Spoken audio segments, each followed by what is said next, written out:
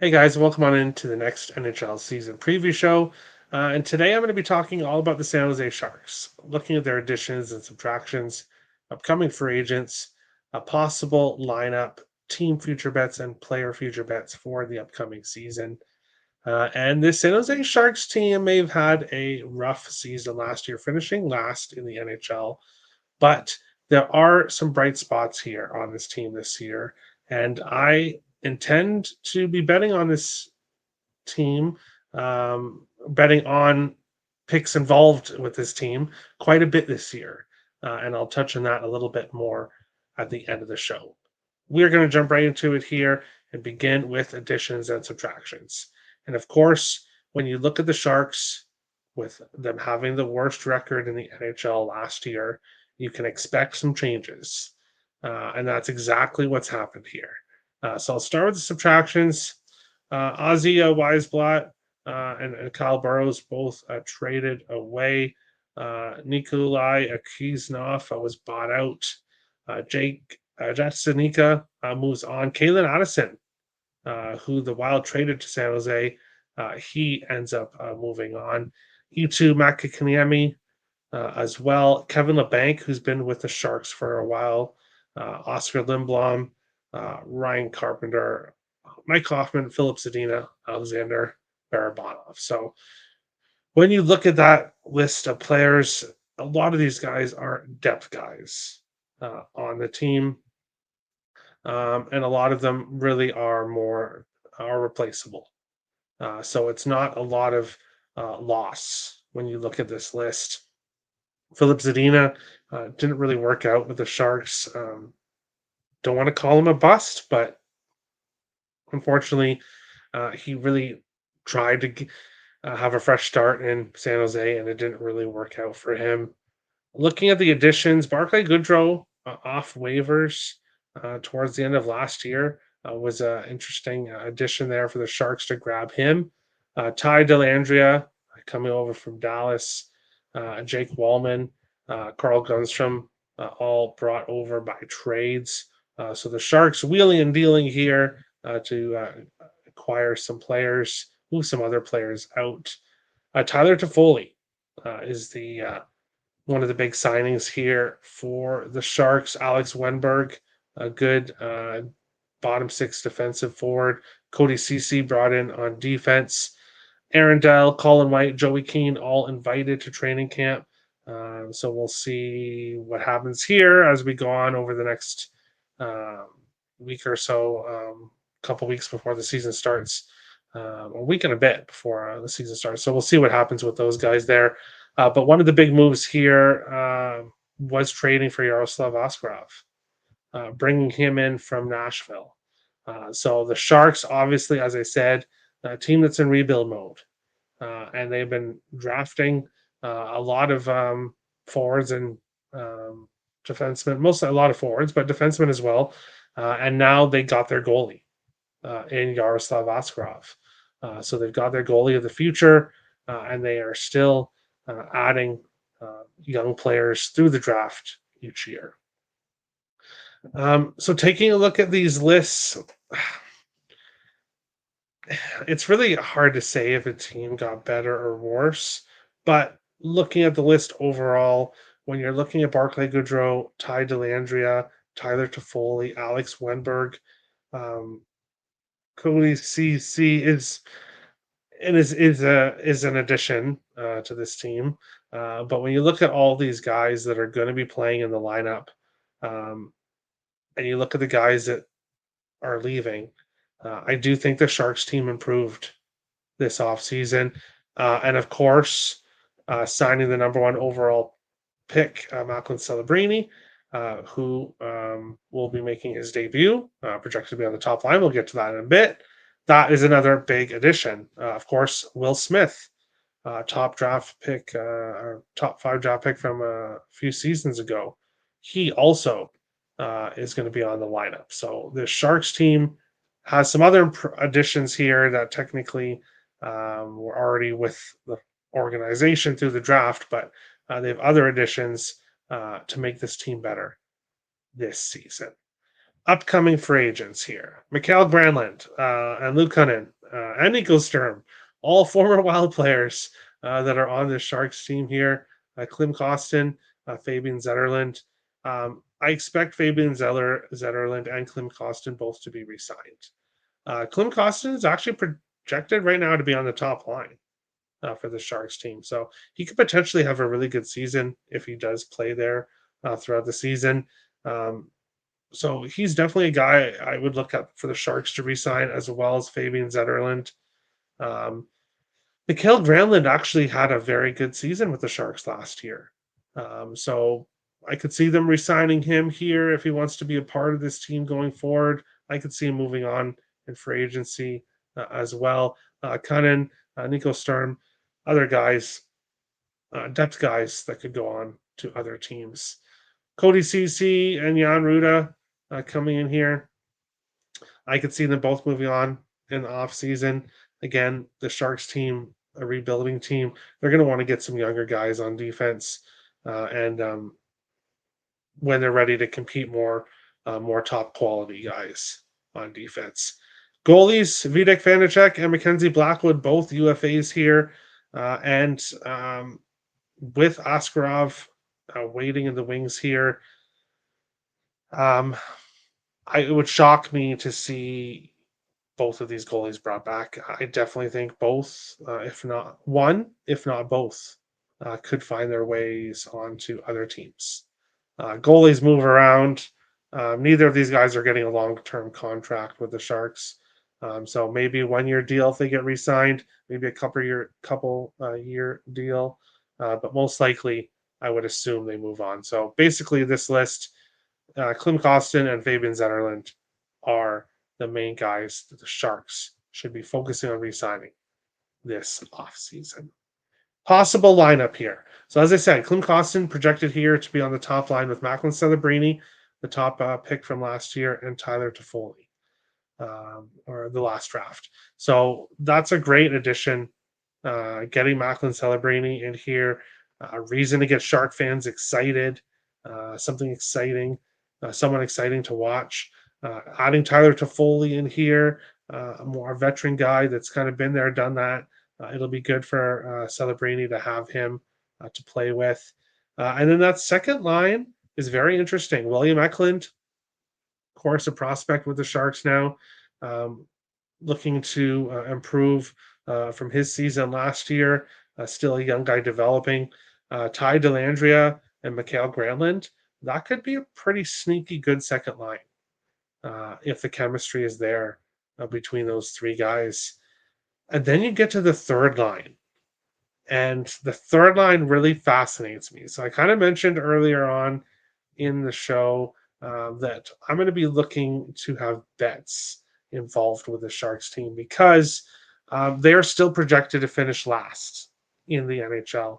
I think there's going to be sneaky value with the Sharks team in certain situations. And I think player props are going to be very profitable with the Sharks team. Will Smith, Fabian Zetterlund, I'm really interested to see how those guys do together, if they can build a strong chemistry. Barclay Goodrow is a good addition to that line as well. Maybe we see movement around, but Will Smith is a one of the top prospects for this team, finding his way on the third line. I could see him eventually take over that second line if he does have a really good season. And maybe Mikael Granlund either moves on to another team with a trade deadline. The Sharks would be pretty smart to trade him if they're not looking to re-sign him at the or after this year, to try to trade him at the deadline. So I could see that happening there. Defense is rough. Or I better talk about the fourth line. Sorry, I almost forgot the fourth line. Luke Cunnin, a good physical guy there. Alex Wenberg, he's a good fourth line center. And then Carl Gronstrom coming in here. Maybe Nico Sturm gets in there, kind of moves around. Logan Couture, when he's healthy and ready, that'll be a good addition to this team as well. The defense is rough. The defense is pretty rough. Um, hoping for a step. The Sharks are hoping for a step up from Mario Ferrero here. Um, a lot of these guys are seventh defensemen on other teams, sixth, seventh defenseman, bottom pair defensemen. So the Sharks defense is going to be pretty rough for the goaltenders, which makes me like overs for the Sharks team. They're going to be an over team, I think, this year because I do think they're going to score some goals, but they're also going to give up some goals. The three goalies there, um, it's really going to be interesting to see how that goalie split is split. Are they going to run with three goalies throughout the season? What's going to happen with the goaltending for the Sharks? And currently, there are no goalie win props for the Sharks team because the books don't even know what the Sharks are going to do when it comes to goaltending. So, question marks with the goaltending. The defense is going to be rough. The offense, I'm not going to say is going to be super strong, but I think we're going to get some sneaky offense with this Sharks team. Team total overs and player props, full game overs. I think there's going to be some ways to make some money on the Sharks team this year. Um, that's what I'm looking at. Team future bets. Obviously, the top four bets. I'm sorry to Sharks fans watching. It's just not your year yet. But maybe in 6 years or so, the Sharks team will be competing for that. But obviously, the Sharks are, as you can see at the bottom of the page, the favorite to finish with the least amount of points in the NHL. And the defense is pretty rough, as I said. The goaltending, if the Sharks can get some good goaltending, some average goaltending, then I don't think they finish with the least points in the NHL. Now, if the defense is as bad as I think it's going to be, and if the goaltending doesn't show up, and maybe the offense doesn't show up enough, then the Sharks definitely could compete for last place. Looking at the point total, it's 64 and a half. The Sharks had 47 last year. So the books are expecting quite a bit of improvement from the Sharks this year, and I can see that. Um, I do think they're going to be improved quite a bit. When it comes to the point total, I'm not I'm not ready to pull the trigger on the over here. Um, I could see them. Obviously, they had 47 last year. So if they get 57, that's a 10-point increase from last year. And then they don't hit the point total. So the point total is a little bit high for me. 90 plus points. Well, if I'm not taking 64 and a half, I'm definitely not taking 90. And I would not bet them to finish with the least points in the NHL, despite, well, because they're the favorite, but also despite their lineup, I think there are other teams um, that could finish with the worst record. Now, I did say that last year about the Sharks, and they did finish with the worst record in the league. So we'll see if I'm a little bit too high in this team or not. But I'm looking to make some money on the Sharks team this season. Player future bets. Macklin Celebrini, 64 points in 38 games in Boston University last year. And of course, hasn't played in an NHL game yet. So it is really, really hard to look at his goal total and point total and to know how his first season is going to be. Um, so I don't have a play. I do think he's going to have a great season. So I do kind of lean with the overs, but that would be something I might look at during the season while the season is going. Tyler Toffoli, um, last year playing for the Devils and the Jets, he had 33 goals and 55 points in 79 games played. His 22-23 season with Calgary, he had 34 goals, 73 points. So he had a really good season there. The books have him listed here 30 and a half goals. So they expect him to score some goals, 54 and a half points. And he hit the 55 points last year. Um, he's going to be on that top line. He's going to be on that top line. Um, so I would potentially lean with Tyler Toffoli over.